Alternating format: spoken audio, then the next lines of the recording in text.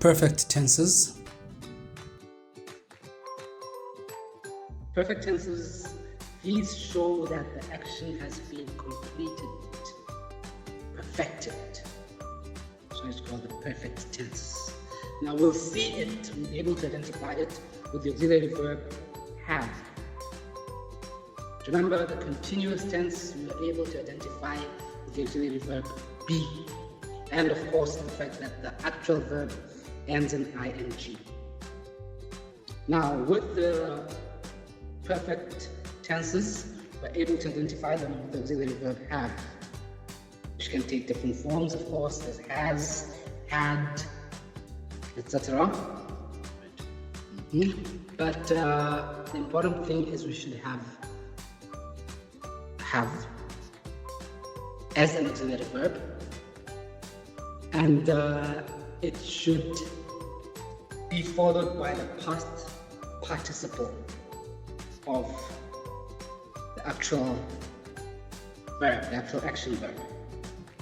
So what am I saying here? For example, she has written it. They had eaten it. Notice that you don't use we had eat in its infinitive form. It has to be the participle now. Eaten, finished, she has finished it, etc. Right?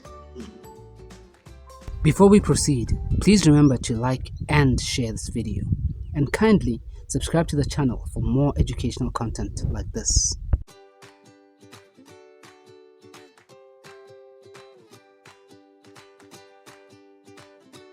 Perfect present tense or the present perfect tense. So let's look at the present perfect.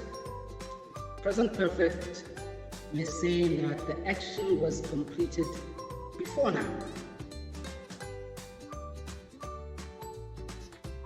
You shouldn't just identify it without necessarily understanding or necessarily trying to figure out the logic behind it, trying to get to the nitty-gritties of it. So we can identify it by having has. Remember, we said we used auxiliary verb have. So in the present state, it would be have or has. We're showing that it's something that's currently happening. Remember again what I said is the tense is determined by the form of the auxiliary verb that is used there, not necessarily when the situation occurred. But you look at the form of the verb that exists there. That's what will determine the tense. Yes, so here we have a structure there. We can either have it, we have the subject, then we have either have or has, because those are the only two forms of have that can occur in present. And then the past participle. You have finished the lesson. No, you have not. That was just an example.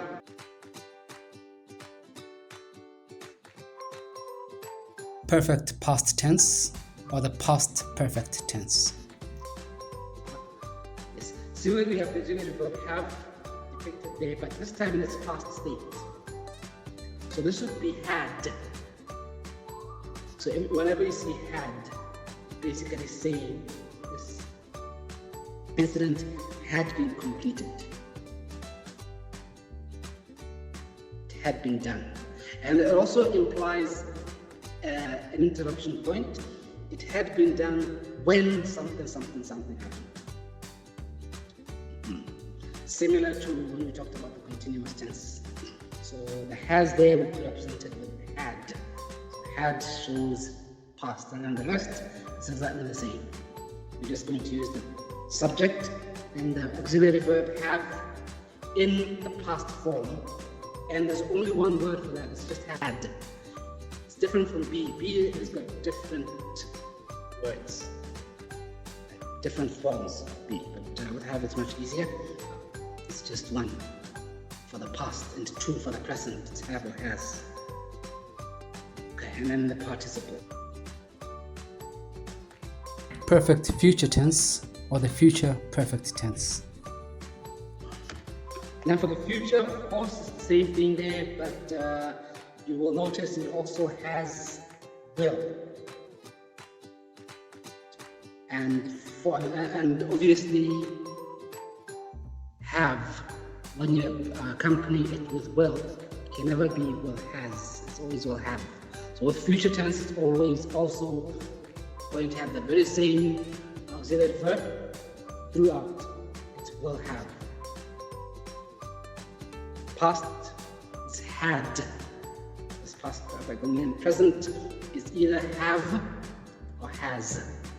That's the present form of have. Apart from that, it's easy to identify it. I will have retired by then. But again, similar to the continuous tense, we should have a point of reference. It's not sufficient to just say, I will have retired. We should have a point of reference. I will have retired when what happens, or by the time what happens. Okay, so those are some examples there. Let's look at the examples. You can actually pick out what you think does not conform to what we've been talking about. And if you feel that maybe this one example is not really what I thought I was being told happens, you can bring it up for discussion. Perfect progressive tenses, also known as perfect continuous tenses.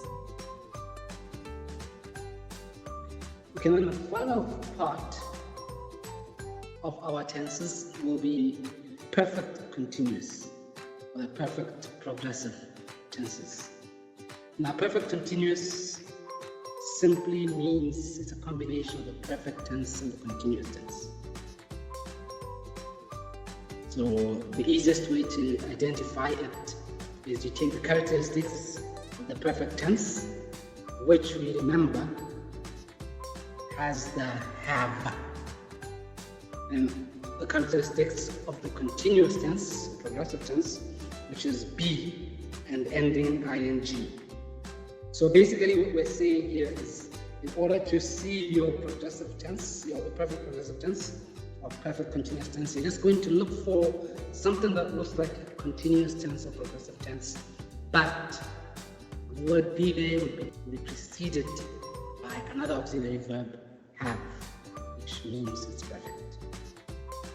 So we can see that depicts an event or action that is or was or will be continuously carrying, continually progressing, continuous.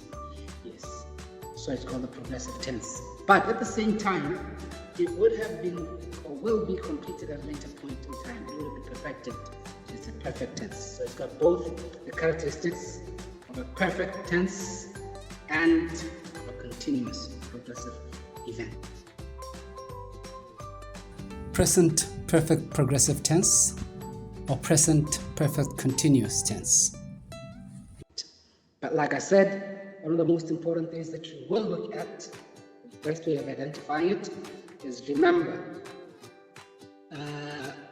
the continuous tense has the verb be as its main auxiliary, or as the auxiliary, and then the actual verb ending in ing.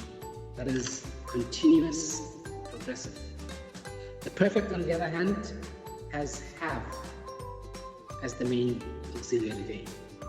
So what happens is you combine the two. So you'll have the auxiliary have and the auxiliary be together with the actual verb ending in ing. And to make your life a bit easier, in this particular case, the form of be that only exists is been. I have been. Okay, so here are some examples of the present perfect of continuous tense there. You see here, you can actually have it as present perfect progressive tense or present perfect continuous tense. It means the very same thing, as I said earlier. Just some people prefer to call it progressive, others prefer to call it continuous. Perfect progressive past tense or perfect continuous past tense. Okay, so with the past very same story, but the main difference is now that we'll have the have being written in the past. It's had. So all verbs which are in past perfect continuous will have had been. See, it becomes easier. Even though the name appears to be harder, the concept appears to be more difficult to understand, but identifying them is much easier.